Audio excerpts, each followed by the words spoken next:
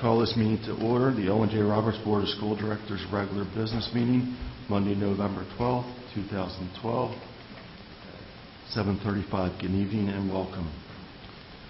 Pledge of Allegiance. Please rise for the Pledge of Allegiance to the flag.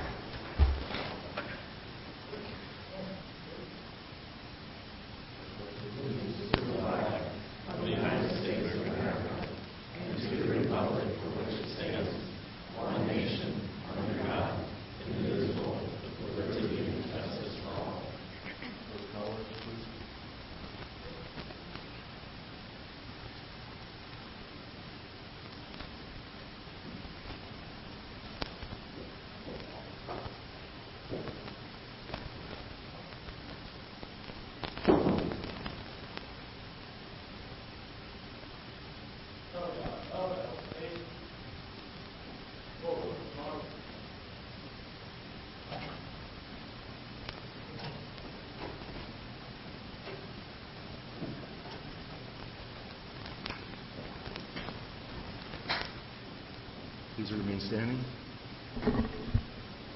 Please join us in a moment of silence as we reflect on those serving the United States Armed Forces, both past and present. Especially today is the observation of Veterans Day. The leaders of the state of Pennsylvania are elected leaders of our nation. We have much to be thankful for in our community.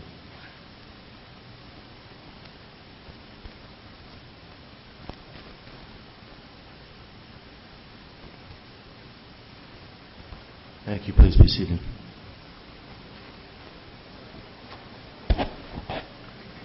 Item 3, executive session. There was an executive session held on Monday, November 12, 2012 at 6:30 p.m. to discuss legal, real estate, and personnel matters. Item 4, superintendent's reports. Dr. Christian, you're going to... Thanks. So first we'll have Kayla present student council. From the high school, the AP Environmental class took a field trip to Welkenware today. We learned how to spot signs of beaver damage, how to test for levels of E. coli in a stream, which determine the quantitative health of the stream, as well as how to qualifiably determine the health of the stream. The GSA presented information on anti-LGBTQ language, bullying, and family makeups to dads, to moms living with grandparents, single parents, to teachers and paraprofessionals at North Coventry Elementary School. GSA sponsored Alley Week. Over 175 students and adults signed cards pledging to help end bullying of LGBTQ students. Wildcat ambassadors volunteered at the Veterans Day program at the high school. DECA has begun preparing for the district-level competition in January. OJR will be talking about 40 members to the competition. The district competition draws in about 400 competitors from schools in Chester and Montgomery counties. After districts, the students qualifying will be attending the state conference held in Hershey, PA. The OJR Rowing Club cordially invites you to come meet and visit the crew this Wednesday, November 14th from 10:05 a.m. to 11:30 a.m. in the high school cafeteria.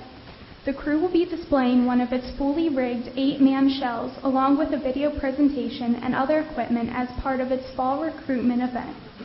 The coaches and student rowers, the crew, will be on hand to showcase this sport of rowing at OJR.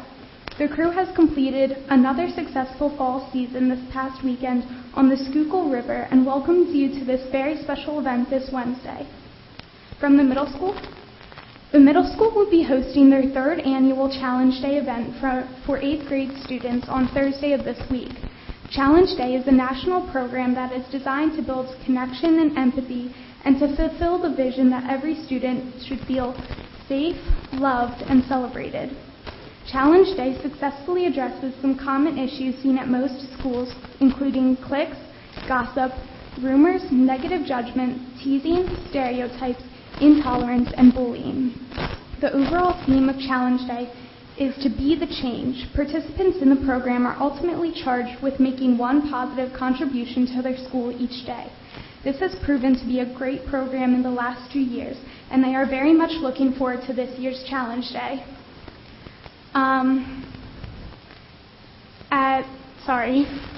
At North Coventry, last week the students and staff came to the school in their beach attire in order to raise over $1,200 for the American Red Cross to assist the hurricane victims in New Jersey and New York.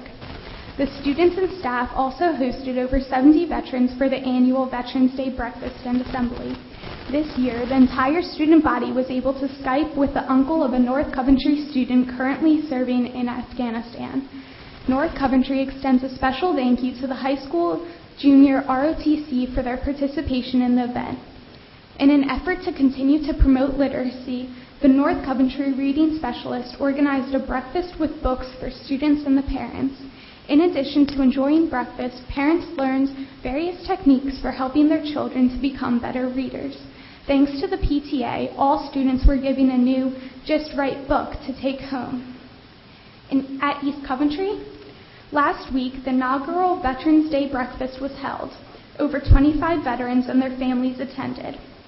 All schools will be celebrating American Education Week this coming week, celebrating the high-quality teaching and learning occurring at all schools in the district. At East Coventry, fathers are invited to attend their children for Fruit for Fathers during American Education Week. The event is led in conjunction with the district's wellness initiative.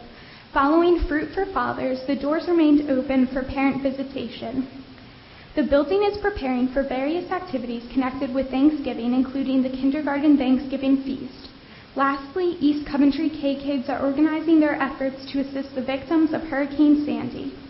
From East Vincent, Miss Sachs and Miss Smith held an artwork contest as part of a Veterans Day activity. Students in grades K through 6 submitted pictures depicting patriotism. From these, 4 were selected to be made into postcards on which all students could write to a veteran to express their appreciation for their service to our country. East Vincent students also gave it their all to collect items for the Make a Difference Day fundraiser. Classes were able to add colored strings to Dr. Bell's head of hair by the number of items donated. Ultimately, Dr. Bell had a full wig decorating her picture in the hallway. Fun was had by all. From French Creek, the students and staff at French Creek honored Veterans Day this past Friday. Veterans enjoyed a breakfast prior to attending a whole school assembly. Third grade students sang patriotic songs, and each veteran was provided with a number of thank you cards from students. French Creek K-Kids are warming our community one coat at a time. The students are now collecting new and used coats for women, men, and children from November 26th to 30th. Collection tables will be located in the French Creek Elementary Library. The French Creek Handbell Choir will be visiting the Park House Nursing Home in Royersford on December 3rd to perform and spread holiday cheer for the residents. And on Monday, November 5th, the students at French Creek Elementary participated in a school-wide bullying prevention activity. Students listened to the story, The Kindness Quilt by Nancy Elizabeth Wallace. Then the entire school broke out into vertical teams, K through 6, to discuss kindness, compassion, and appreciating the differences in others. Teachers and staff members facilitated some terrific conversations. The children then drew examples of kindness on cloth squares, which will be sewn together to create a giant French Creek kindness quilt. The quilt will be hung in a prominent space with a building as a reminder for students, staff, and parents. Thank you.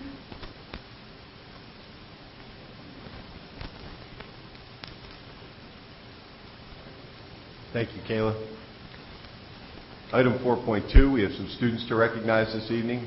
The National Merit Scholarship Program originated in 1955. High school students across the country annually take the PSAT, and students are recognized for their outstanding achievement based upon how they score in the PSAT. We have 4 students who will be receiving letters of commendation in recognition for their academic promise, and they include Addison Bliss, Prescott Bliss, Madison Flaherty, and Kayla Oliver. Congratulations, Kayla. We also have a student who's been named a National Merit semifinalist, Rachel Heiss, and not only is she a National Merit semifinalist, but her entry was the highest scoring PSAT in the state of Pennsylvania. So congratulations to Rachel.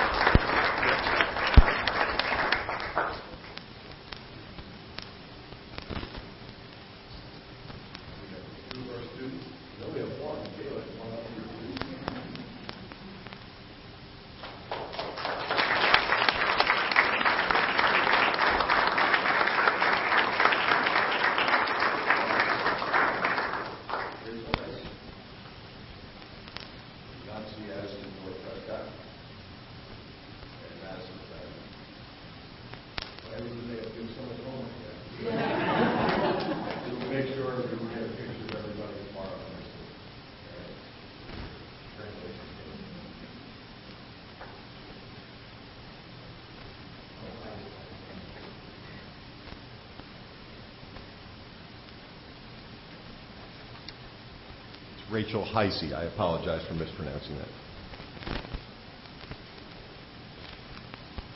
Lastly, for the superintendent's report, Hurricane Sandy, we're still feeling the effects. As a matter of fact, tonight's meeting, originally scheduled for October, is currently taking place.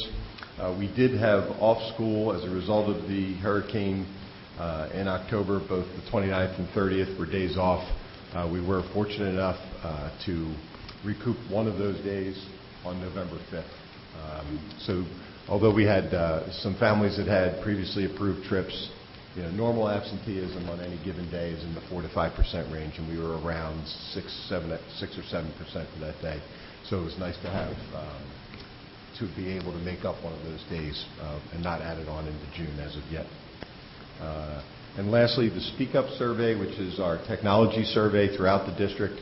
It is open until December 21st. So far, we have 1,100 students that have participated, 300 teachers and administrators, and currently 250 parents. So we'll send email blasts over the next several weeks. Really would like to get up into that 400 or 500 range for parents.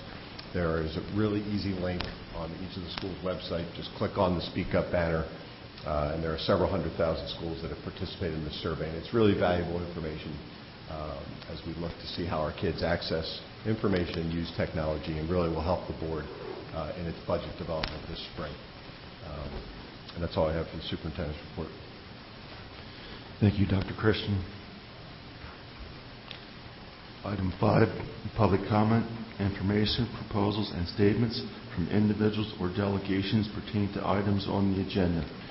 Speakers are indicate your name, township of residence, and the items on the agenda to which your comments are addressed. Speakers will be limited to no more than 3 minutes.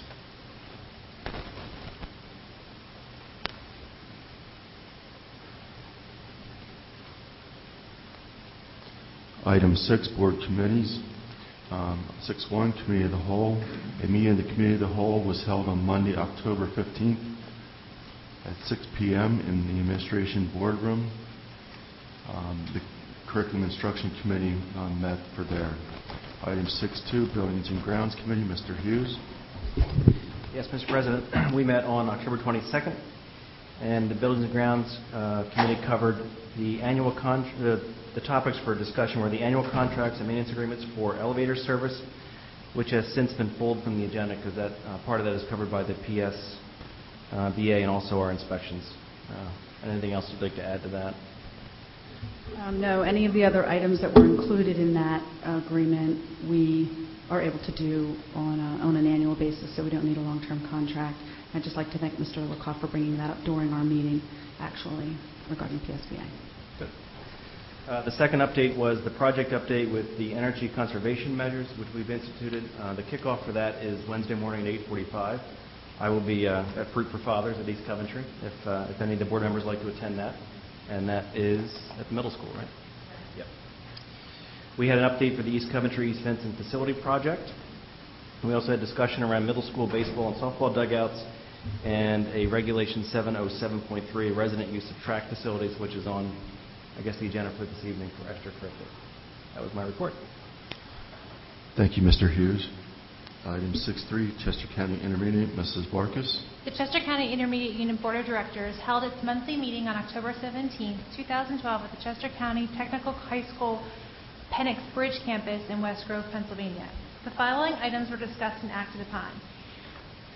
Michael Catch, the principal of the TCHS Penix Bridge campus, gave a presentation on many different programs that this school has been offering this year. The biggest thing that I think that you need to know from this meeting is with regards to the upcoming IU calendars for the next 5 years. Dr. O'Brien, obviously we have gotten him to keep the Labor Day policy in the IU's program regarding the calendar, but as of October 17th, 6 out of the 12 school districts in Chester County are planning on starting before Labor Day next year, even though next year Labor Day falls on the 2nd of September, so the first day of school is set for the 3rd of September. So 2 are going to stick with the IU's calendar, and he's still waiting to hear back from 4. And I just wanted to let you know this because my impression is if we're the minority, it's going to get changed. So just to give you a heads up for the next 5 years, for the next 2 years, so 2013, 2014, Labor Day comes early, so we start after.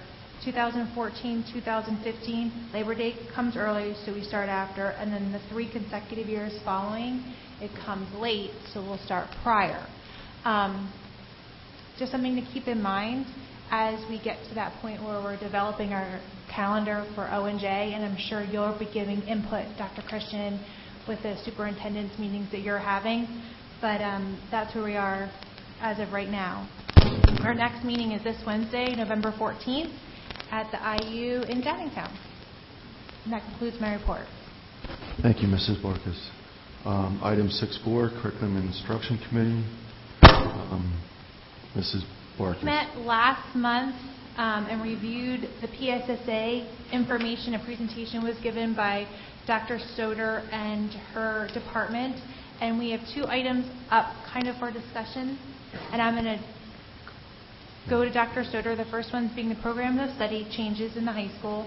And the second one is data that was accumulated from the Academic Jump Start program that happened this summer. That was the program that we discussed last spring.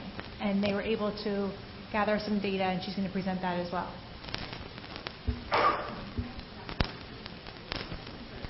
Dr. Marchini. Good evening. Good evening. Good evening. Keep talking. So there's not too many changes this year to the study. The first course talks about is grammar for world language students. Students will receive instruction in advanced grammar structure to facilitate their mastery of world language courses, course content.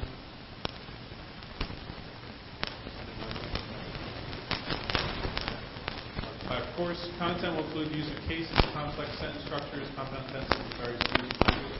This course is only offered 1 day a week, and students are taking advanced language courses. And actually, a few students came up to one of our teachers and asked if they could maybe have a 1 day a week course to help them with this. As they start getting into the advanced world languages, a lot of the grammar and English is very helpful.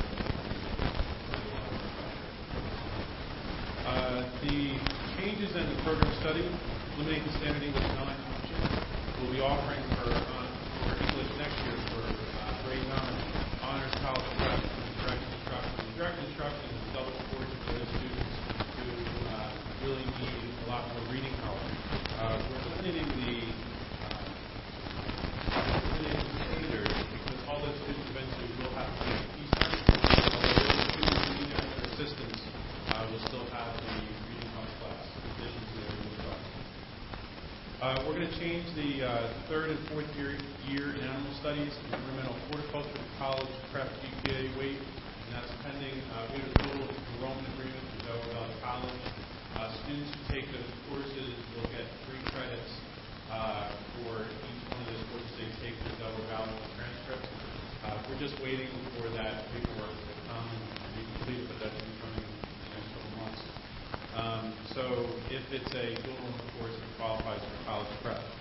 Delaware Valley College will give them a elective credit for those courses. Change naval science to college prep GPA weight pending dual enrollment agreement through Adams College in Colorado. The military gives dual enrollment, so right now students can earn somewhere between 12 and 24 credits by going through the ROTC program through the university. Change Teacher Academy to College Prep GPA weight pending dual enrollment agreement. Delaware County Community College is giving the Teacher Academy dual enrollment credit also. So we're going to change that weight to College Prep. And then we have a line we put in there for appeals for prerequisites. Students seeking to appeal prerequisites for a class should first discuss with the recommending teacher, then the appropriate department chair, then the principal. Principal may waive a prerequisite based on the student's PSAT college readiness score, if available, and/or student academic matrix. From our PSAT scores, we have a college readiness index. Very often, students don't make the prerequisite to move up to maybe an honors course, but when you look at the whole picture, the department chair and/or myself can decide to waive that, depending on their overall transcript. It happens a handful of times each year.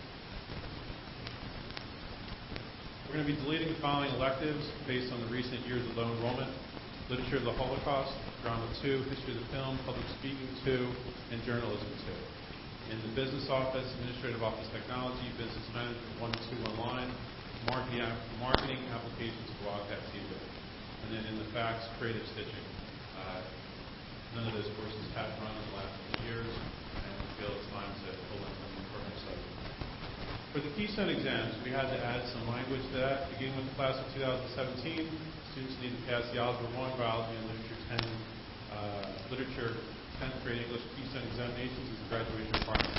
All students will be offered multiple opportunities to take the Keystone exam or to demonstrate proficiency. We had to add that students who have scored proficient or advanced will not be required to take it again in high school but pass it in middle school, and also that we'll be developing a plan. We're developing it now this year. Hopefully we'll have a complete plan put together for the graduation requirement that will come into high school next year.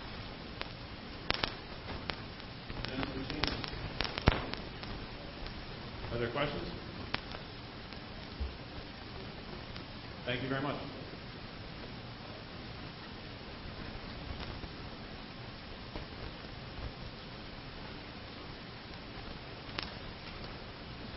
Good evening, everyone. We're just going to spend a few minutes talking about the Academic Jumpstart Program. And as requested, we wanted to give you an evaluation of the program based on the current data. Last week on Tuesday, our teachers were involved in data meetings in all of our elementary schools. So this is the information that we have based on our most current data. We made some significant changes to the Jumpstart program, and they're outlined here for you. We changed the criteria for program participation, really narrowed the focus of the students who we were inviting to the program.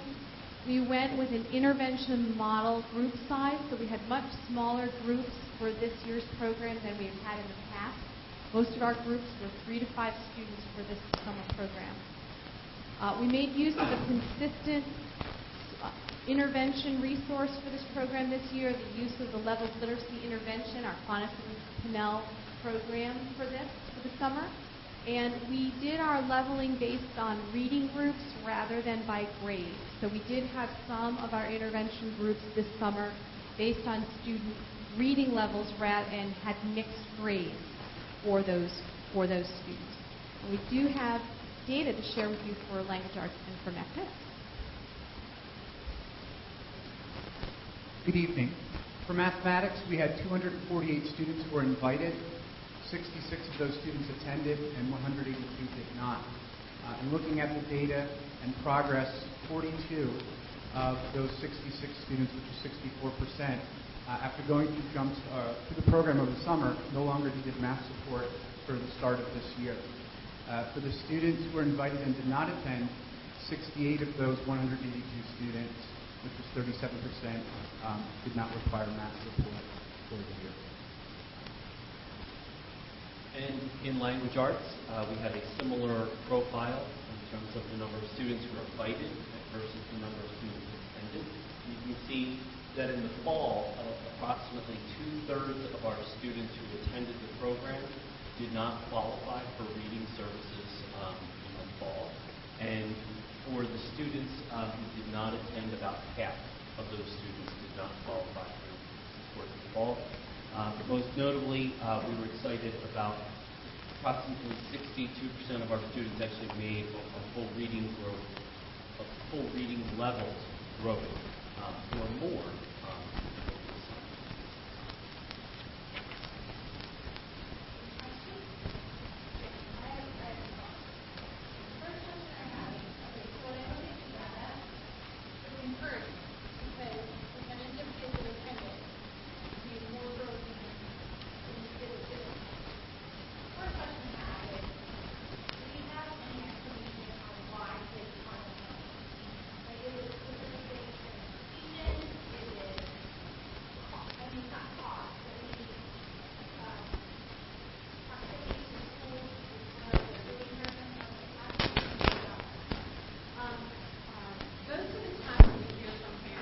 is that they know when this is, but nonetheless, it's in the summer, so families are on vacation. So occasionally we get people call and say, I'm going to be away that week, so that's their availability. We have not had any families tell us that our location is challenging. I do know that many parents work, and so transportation for their children in the summer is always an issue. We do have some of the local daycares that provide some van service, and so we do have van service to the program from some of those facilities. But, I mean, off the top of my head, when I've gotten calls about this, transportation is generally what is right. And the student availability, family plans during that time. Okay. So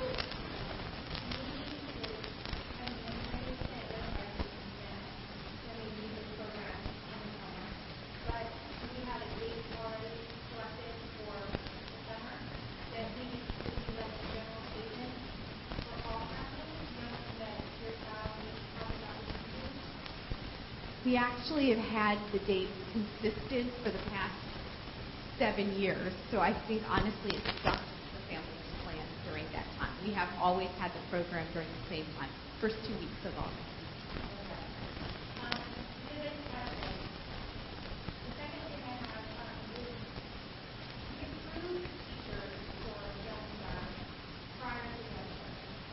Yes, we do.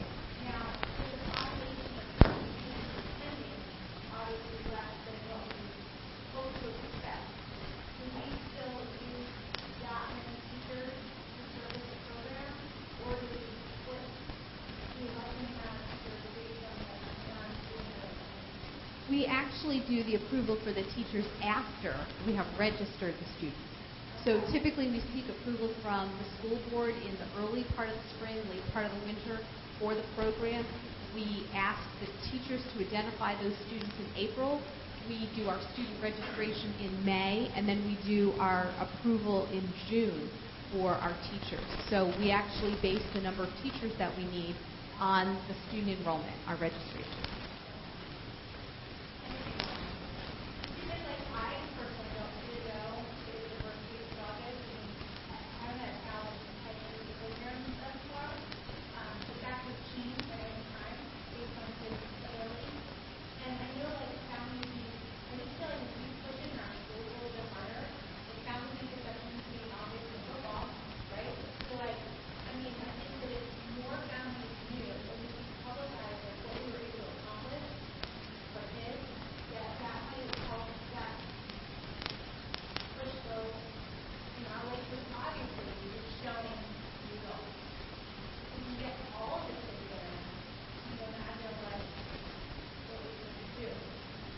I would say that after we have the program approved, we certainly could publicize the dates.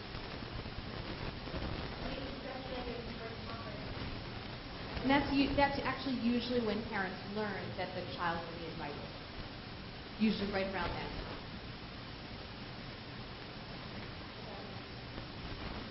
Yeah, because you can't say to the parent if they haven't been identified Usually yet. the teacher is discussing this with the parent in March and then putting them on the invitation list in April. Okay. But certainly once the program is approved, you can advertise the date. And I appreciate the opportunity to get the data. I mean, it was a very quick turnaround, and I do have to thank both Dr. Monahan and Mr. Hoyt for this, because those data meetings were on Tuesday, so we did need a quick turnaround to be able to provide this for you tonight.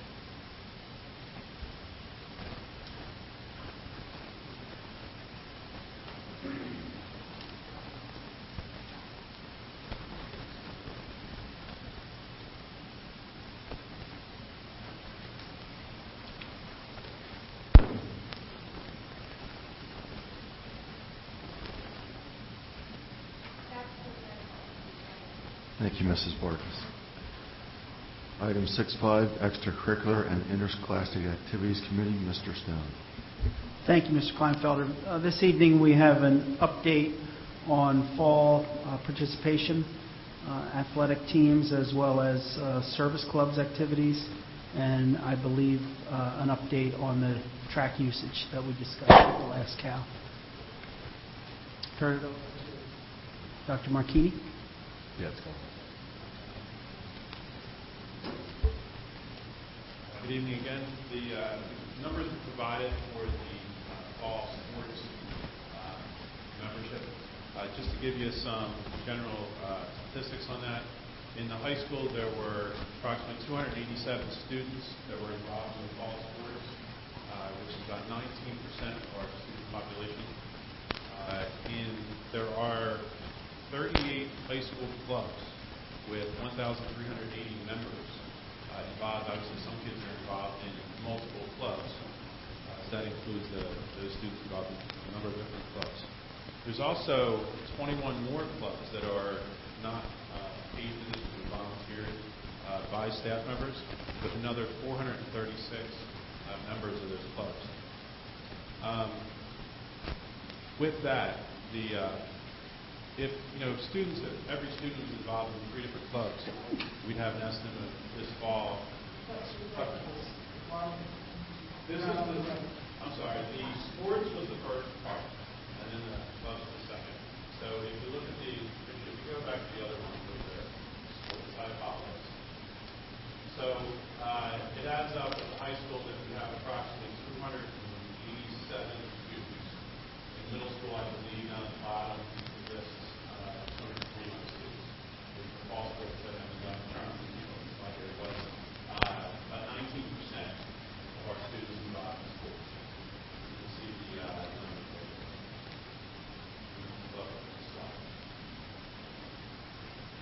For this, the clubs listed here are those that have staff that are in paid positions. So with that, as you see the number of participants, that adds up to 1,380 members of these clubs. And again, many students are in multiple clubs. The service clubs are our biggest clubs. The ones that are on paper, teachers are volunteering, staff members are volunteering. There's another 21 clubs. We don't have a list here. There's another 21 clubs, and there's some more information. Even the students who are involved in 3 clubs, it's not all students volunteering, but we need anywhere from 50 and 60% of our students involved in this fall. The winter sports, we won't have that report. As a few less students, there's 2 reports, but then in the spring, many more athletes involved. There's triathlon has 100 plus students involved.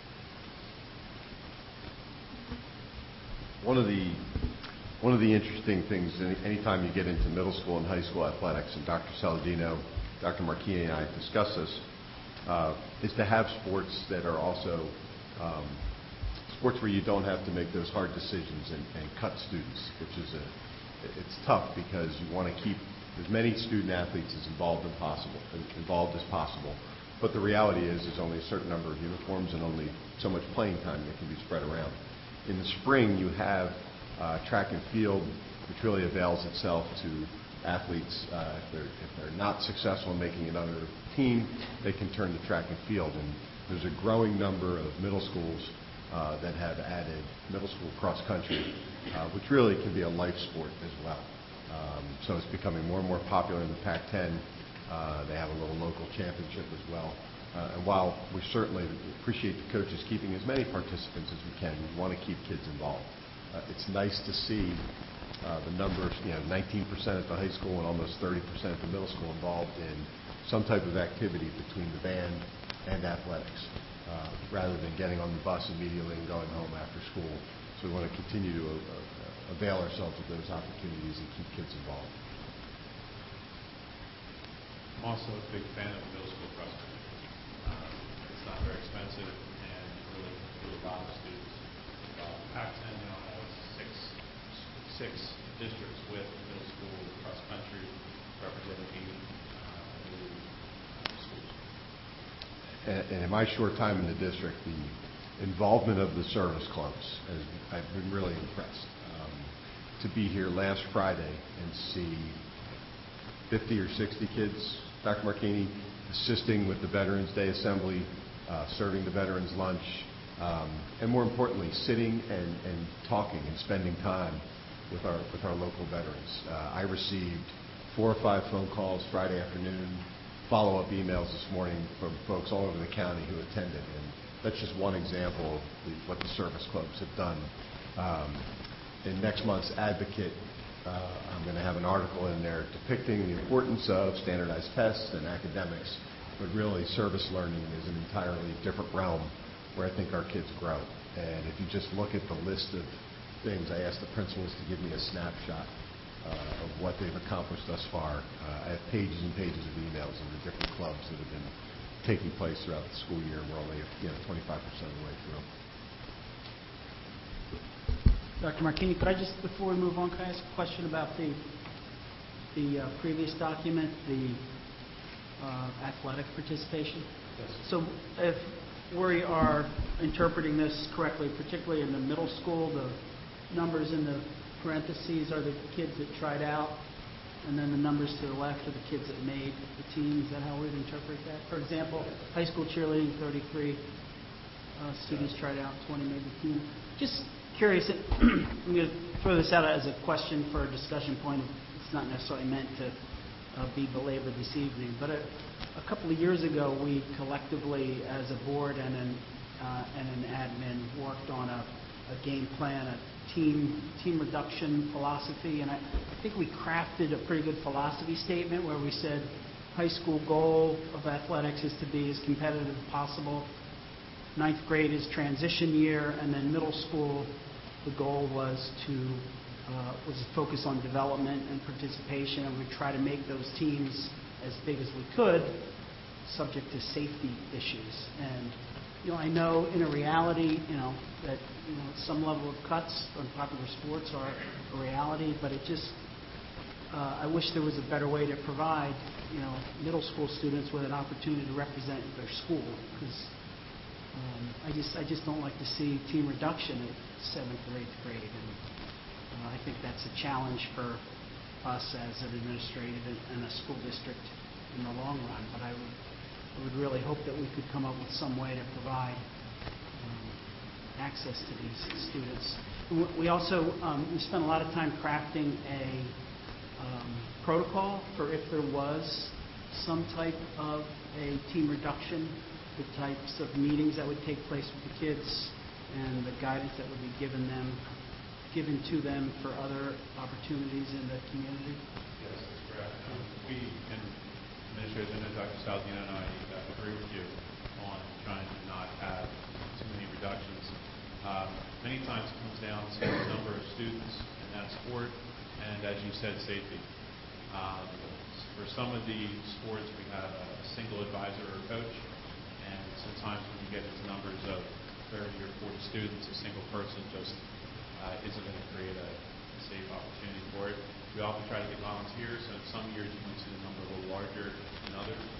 But we do agree with you. Sometimes it becomes a question of being able to supervise all those students in some sport that could become unsafe if not completely supervised. But we do agree. We can pull that back. We can pull that philosophy back out and review it with all the coaches, though, without a doubt. No, that would be for later discussion between your administration and our board. But if we knew in advance that there were 65 middle school girls that wanted to play soccer, maybe we could come up with some way as a community and as a school district to, increase that opportunity for kids in advance. I mean, you can't do it after school starts, but if you're a little proactive. We try to recapture some of the opportunities through the intramurals that the board offers too. So there are 3 or 4 intramural sports that are offered throughout the year. Some schools do offer a B team, and they put together an independent schedule. And they've gone to Delaware County, they've seen that quite a bit, where there's a large number of students. One of the problems is that you don't know until that day of tryouts how many kids are really coming out, or a couple days before when they start turning in. So that 35 that you had before suddenly turns into 50 or 60. But if we had some sort of, we talked about it ahead of time, we came up with a plan of what ifs, we could make, it possible for students to participate in what we could do in advance. Dr. Martini, are you looking at gender balance? Yeah, we have to take considerations for that for not only participation, but budget, facilities, et cetera.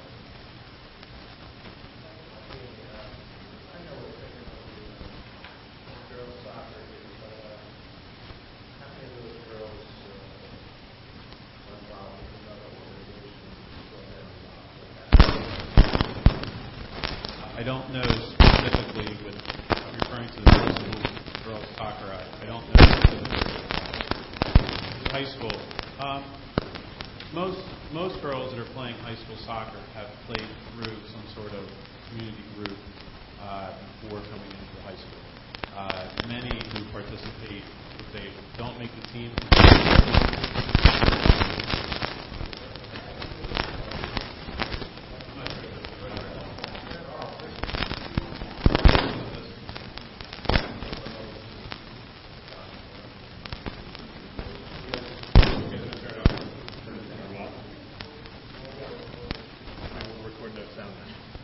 So most students, as you're probably aware, they come in through some sort of community group before they come to high school. So they've played up through the last few years for a community group.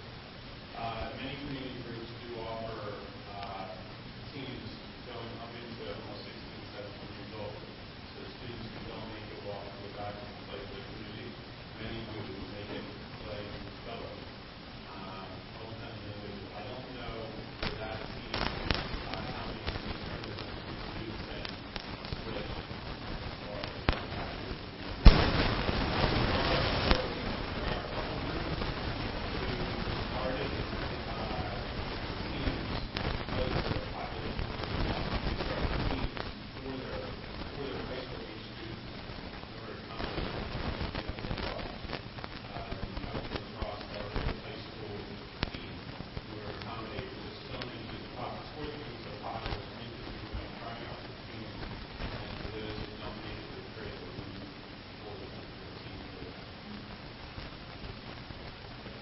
Yeah.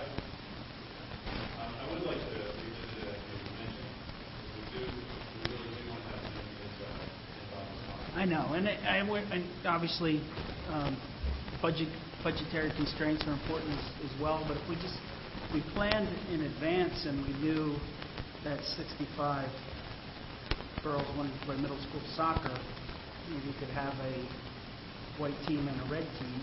People practice on alternating days and play on alternating days. It was just, putting on a jersey that represents your school, whatever the activity is pretty important in turning people away at this point.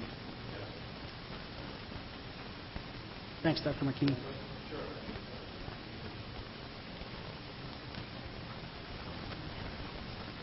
At the October Committee of the Whole, the board discussed the use of the track at the high school. And Mr. Galley, if you would put that regulation up on the screen, 707.3. Essentially, discussion at the Committee of the Whole was to open up the hours for community use. Most of our surrounding districts have a more open policy, notwithstanding the importance of school security and also the potential wear and tear of the facility itself. But you want to make sure that you have a secure facility and it doesn't interfere with the educational program or the co-curricular program. So the following are recommended changes. It's to the regulation, not to the policy itself. And this is suggested language from the administration, and this sort of fell in between our E&I committee as well as L&P, but it's more regulation. So really to open it up from dawn till dusk, provided that it does not interfere with the educational program, doesn't interfere with our co-curricular program.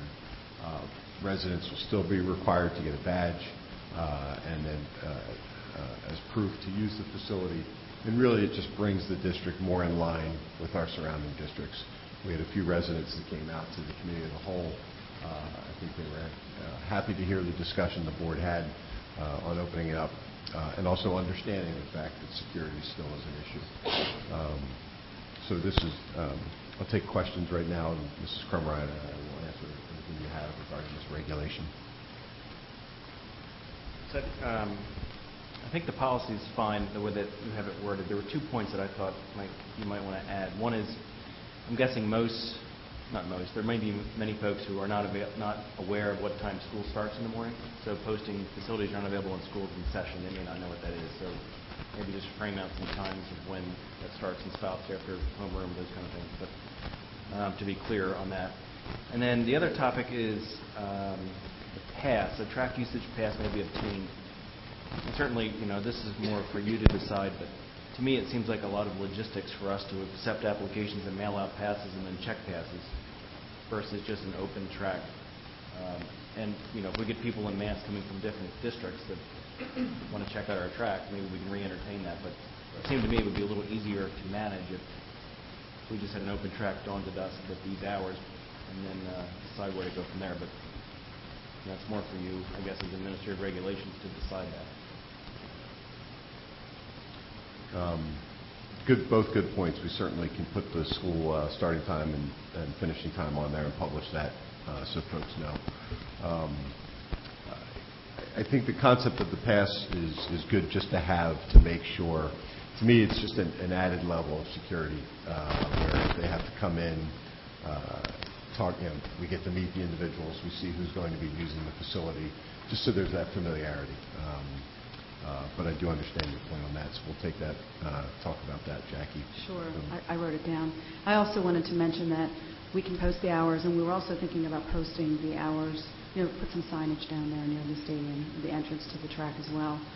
The after-school usage is really dependent upon school activities, what's going on, and many times it's in use after school. It is locked unless it's open for track usage, but we're changing that. So it'll be unlocked, really. People will be able to use it, and then we'll just, The north end will be open. I'm sorry? The north end will be open. Yes, the north end.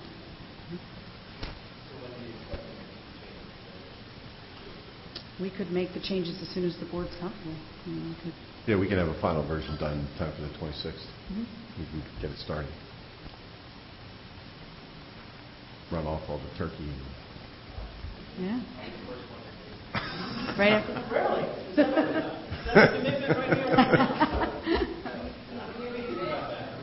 That's on tape. Facility usage policy. Just a quick update. As the board's aware, we implemented a new use of facilities regulation, 707A, beginning in July. And we have been following that regulation for the summer use as well as the fall. We have been very happy with the way that has streamlined the process and the application process. There are deadlines in place, required communication back and forth. We're very happy with the way that is rolling out. We just finished the application process and the letters went out for the winter usage. I do want to mention that winter is our busiest, most competitive time for school space, for indoor space, and we really can never accommodate everyone's requests. We do the best that we can, and we allocate it as equitably as possible. So those letters, they just went out. And our next steps will be to really make this an online application process. So that is one of our goals for this year, so that next year you'll be able to go online and request use, and it will be online. Mrs. Cromrine, compliments to your staff member, Mrs. Troutman. Troutman, yes, she does an excellent job. She's done a wonderful job with keeping this in order, and I've heard some wonderful compliments about her. So just want to pass it on to you for your staff. Thank you. I'll pass it along, and she enjoys working with me.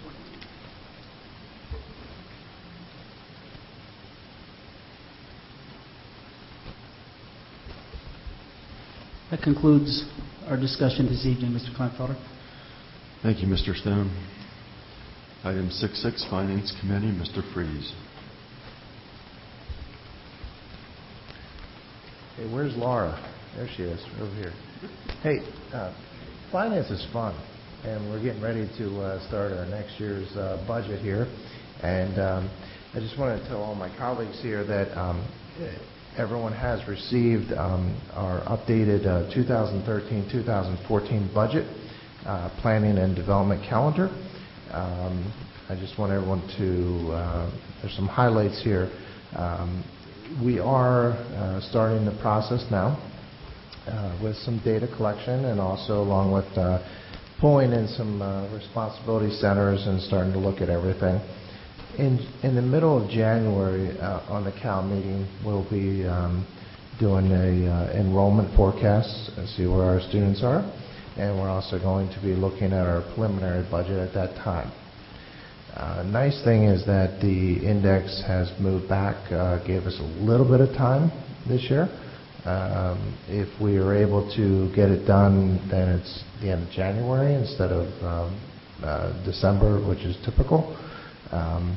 So I do want to let my colleagues know that please take a look at the calendar here, and we will be following this very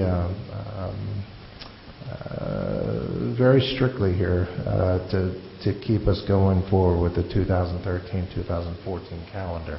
So no disrespect, Laura, I just wanted to, I just like throwing out the budget stuff because it's fun. It's fun for me. So anyway. We did not have, to answer the question, we did not have a informal meeting with the Finance Committee.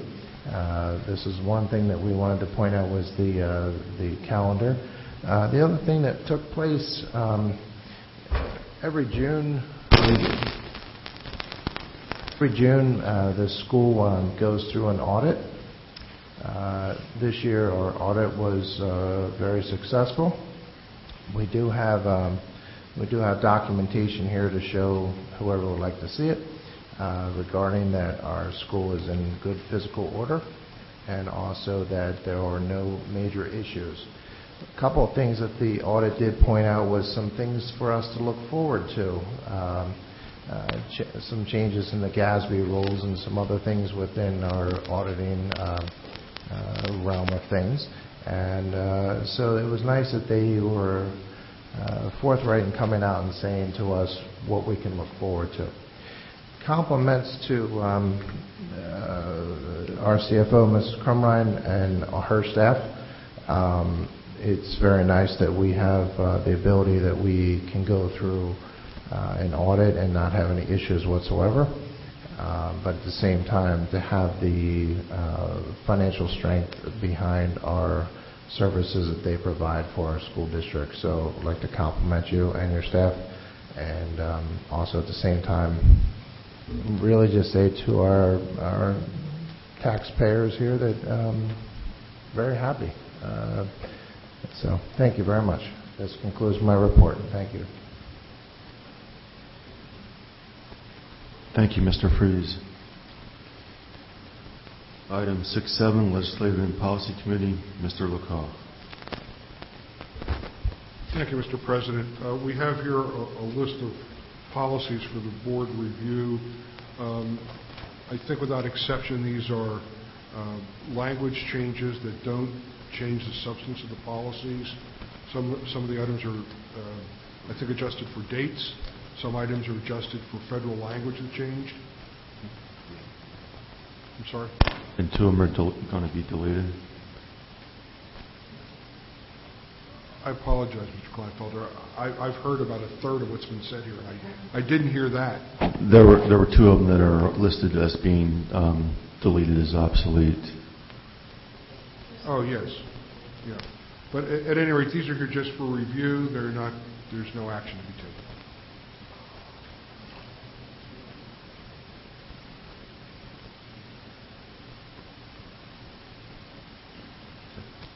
That's all. Sorry. All right. Thank you, Mr. LaCaw. Item 6-8, Personnel Committee, Mr. Freeze. No report this time, Mr. President. Mr. Freeze. Item 6-9, Pupil Service and Special Education, Mrs. Ettinger. There's no report this time. Thank you, Mr. President. Thank you, Mrs. Ettinger. Item 6-10, Technology Committee, Mr. Hughes. No report, Mr. President. Thank you, Mr. Hughes. Item 6-11, Transportation Committee, Mr. Stone. No report this evening, Mr. President. Thank you, Mr. Stone. Item 7, Recommended Routine Matters. Item 7.1, motion to approve consent items 7.2 through 7.9. So moved. Motion by Mr. Lakoff, second by Mrs. Barkis. Any discussion? All those in favor? Aye. Opposed? Motion passes.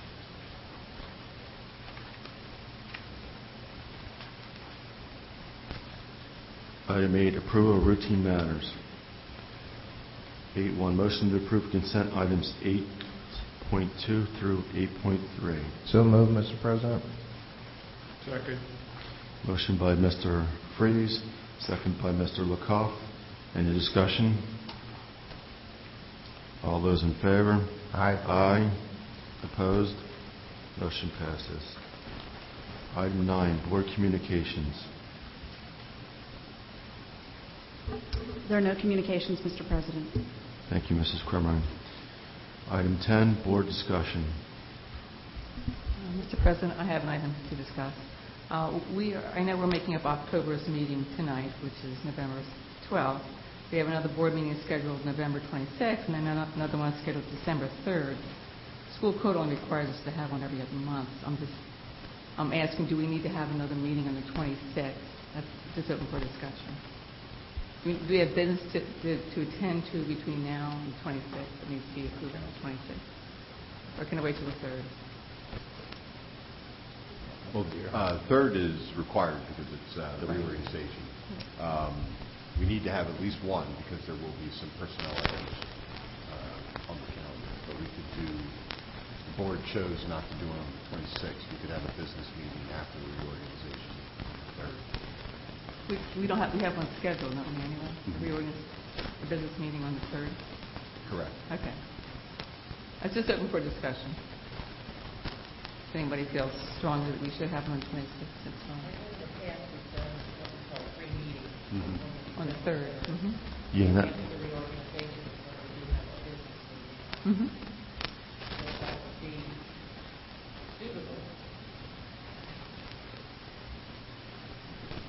Mrs. Crumron, one question about that. It's a transition for the board, and maybe there's no transition now, but that reorganization meeting, are there any items of business that have to be taken care of prior to that meeting? Prior to that meeting would only be if there were any old business items. And Kyle, please feel free to speak up, that would carry over. But there's no legal restrictions on us to hold that until we turn over after the reorg meeting, right?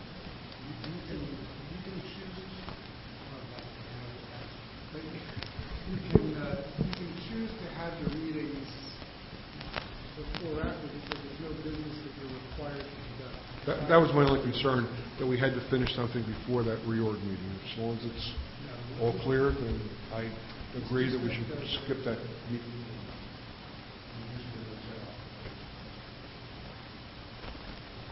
We've asked all the administrators, too, if we have any impending child-rearing approvals, or I don't want to lose the continuity of education. So, but since the 26th and the 3rd are very close to one another, that really would not be a problem.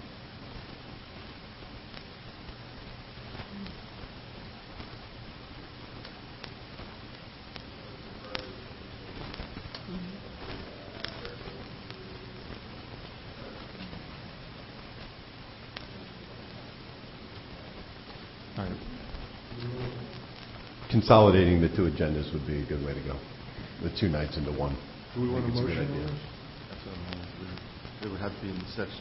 It had to be in section 12 or 13 if you wanted to add an item, or I can just touch base with because we have to cancel within what? right, we would do the proper cancellation of the board meeting, and the 3rd is already scheduled and approved by the board, so I don't know that you would need any board action. All right, so I can meet with Mike on Monday, and we'll make a decision based on that. Mr. President, will you warn us if that makes for an 11-hour meeting on the 3rd? Sure. Thank you. So in other words, okay, so we can have two 2-hour meetings, or we can have 1 4-hour meeting, is what you'd like to know. No, I just don't want an 11-hour meeting, that's all. It will not be, I don't anticipate an 11-hour meeting. Only if you want to do that, Phil. Any more board discussion? All right, item 11, old business. There's none. Item 12, new business. Approval/ratification of personnel matters. Motion to approve consent items 12.2 through 12.14. So moved. Motion by Mr. Lecoff, second by Mrs. Barkis. Any discussion? I have a discussion, Mr. President. Mr. Freeze. 12.2, ratification of the acceptance of resignations. And I personally, I'm torn about this because we have a very world-class group of youngsters that are involved with the Odyssey of the Mind, and we've had administration asking for people to go out and maybe, I don't know, help this organization. And now we have, we don't have one at French Creek. Now we don't have one at Vincent, it looks like. West Vincent, excuse me. And I just find it very, very alarming that, you know, we have a world-class group of youngsters here that have made it to the national level and also made it to the national level, and we don't have people that want to step up and actually teach these kids. So just going to pass it on to you, and thank you for hearing my comments. Thank you, Mr. Freeze. Any more discussion? All those in favor? Aye. Opposed? Motion passes. Okay, we're going to take these one at a time. Item 13, new business. 13.1, approval/ratification of the following extracurricular and supplemental interscholastic and athletic activity appointments.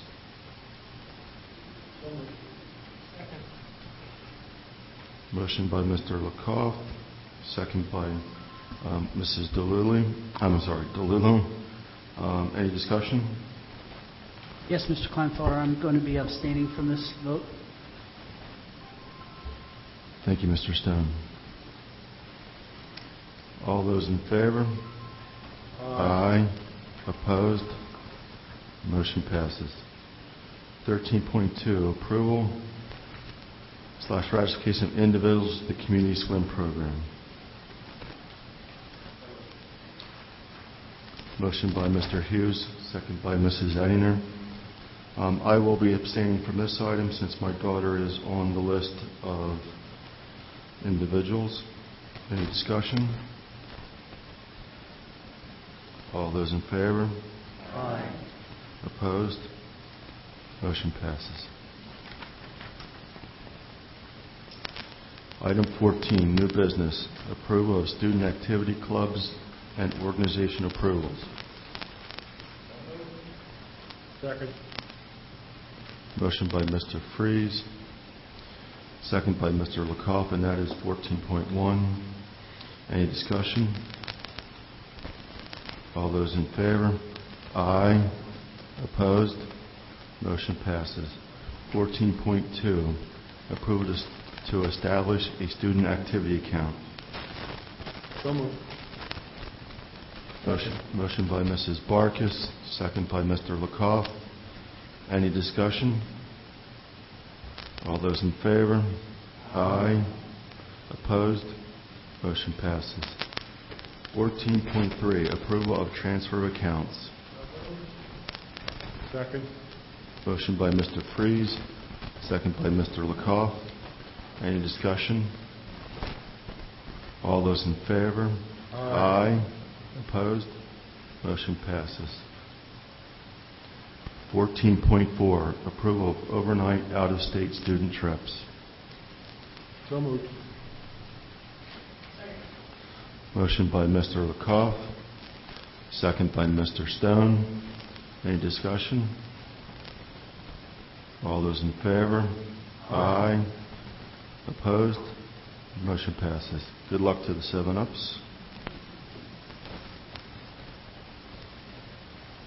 Sorry. 14.5, ratification of homebound students. Motion by Mr. Freeze, second by Mr. Stone. Any discussion? All those in favor? Aye. Opposed? Motion passes. 14.6, approval of confidential in lieu of faith agreement. So moved. Motion by Mr. Lakoff, second by Mrs. Ettinger. Any discussion? All those in favor? Aye. Opposed? Motion passes. 14.7, approval of expulsion recommendation. So moved. Motion by Mr. Lakoff, second by Mr. Stone. Any discussion? All those in favor? Aye. Opposed? Motion passes. 14.8, approval of conference attendance. So moved. Second.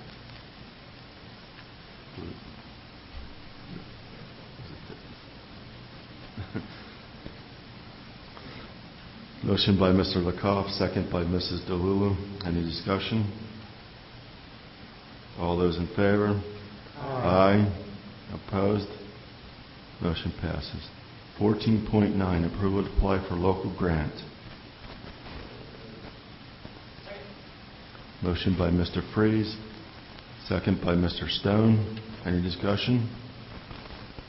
All those in favor? Aye. Opposed? Motion passes. 14.10, approval of revised 2012-2013 calendar. So moved. Motion by Mr. Lakoff, second by Mr. Freeze. Any discussion? All those in favor? Aye. Opposed? Motion passes. Item 15, public comments. Informations, proposal statements, and/or questions from individuals or delegations pertaining to any item. Speakers indicate their name and township of residence. Speakers will be limited to no more than 3 minutes.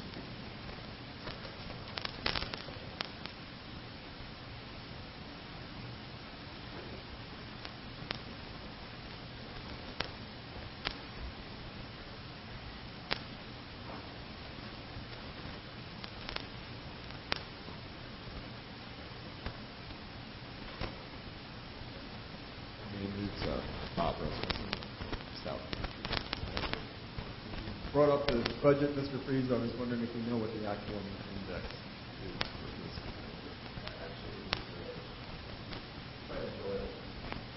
for this. It is 1.7%. It's exactly the same as it was last year. Yes.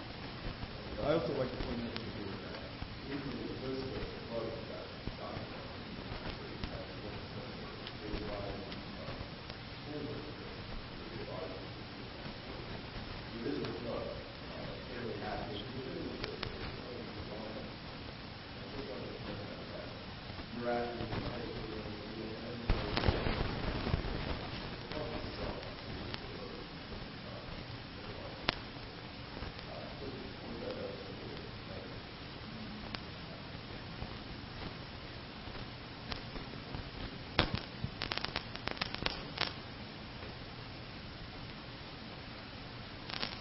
Item 16, board request for information.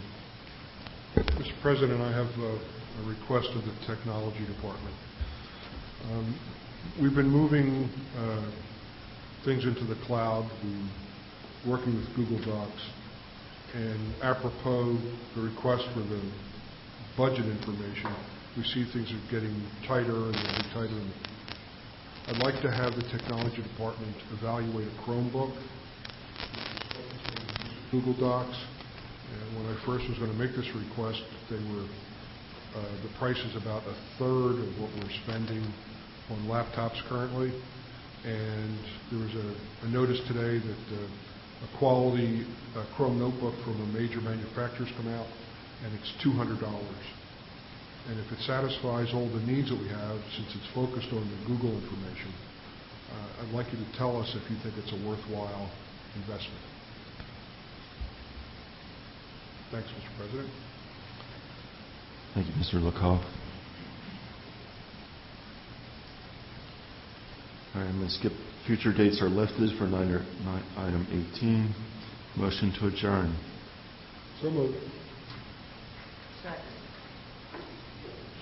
Motion by Mr. Lecoff, second by Mrs. DeLulu. We're adjourned. Thank you.